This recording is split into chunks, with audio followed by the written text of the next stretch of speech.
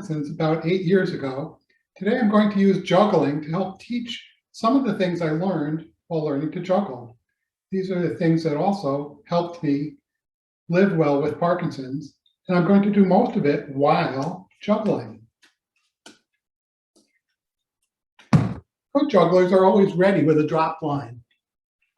I know I can't juggle 6 minutes without dropping, so I'll get over it right now. That's why I stopped juggling kittens. I'm an optimist. I still have 2 left. I started juggling when I saw a classmate of mine in college in the hall of the dorm juggling balled up socks. It was the night before my calculus exam, but I stayed up all night and early into the morning learning how to juggle. I didn't regret it. I don't know much calculus. I have much use for calculus in my life, but here I am, still juggling. I think I made the right choice.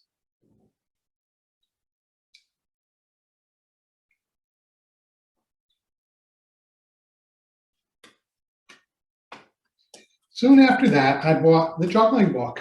Carlo, the author of the book, taught me how to juggle, how to learn, and how to teach. Now, with Parkinson's, my goal is to maintain my ability to juggle and inspire others to live life to the fullest.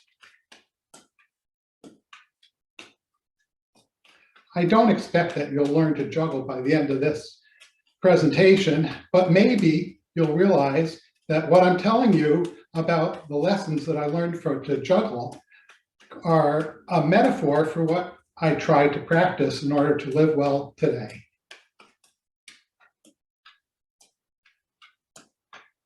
Before I could learn to juggle, I had to face and conquer my fear of dropping, fear of looking foolish, fear of what people will say, fear of spiders that can eat a frog.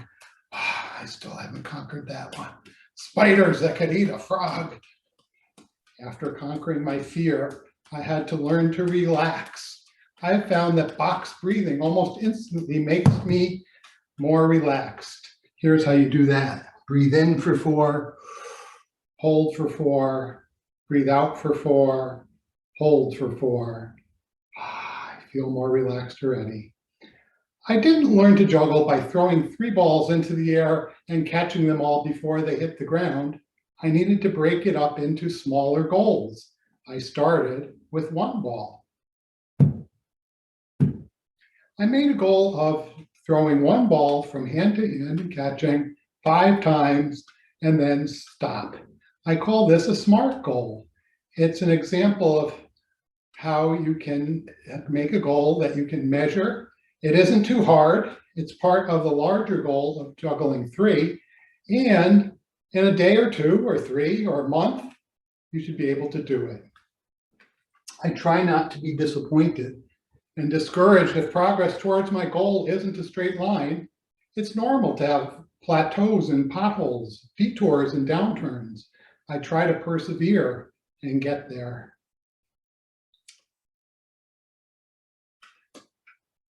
When I drop a ball, I freeze and see what went wrong. Mistakes are learning opportunities. I notice my body position. I notice my hand positions. I notice the position of the dropped ball. By the way, this illustration is a frieze found on an Egyptian tomb. Juggling is an ancient art. Have you seen ski racers close their eyes before they race to imagine going down the hill with perfect form? I try to imagine what doing a perfect juggling trick will look like, sound like, feel like, using all my senses to visualize success. Practicing in your mind works. I sometimes practice with a friend.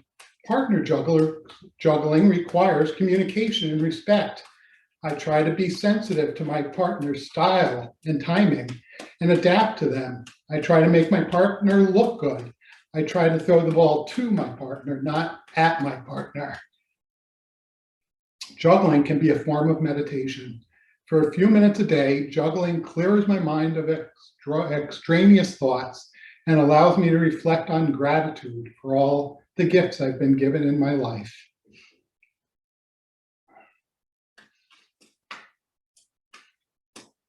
I made my juggling performance debut at my daughter's 3-year-old birthday party. 3-year-olds make the best audience. They've never seen a juggler better than I. When I started teaching others to juggle, I realized that teaching requires re-examining everything you have learned. When people see me juggling, they often say, "Can you juggle 5?" And I say, "No." You have to have realistic goals and expectations. I could spend years learning to juggle 5 balls, and then people would say, "Can you juggle 6?" This is a claw. Each day I monitor my health and medication by seeing if I can do 6 claws. If I can, I consider myself adequately medicated.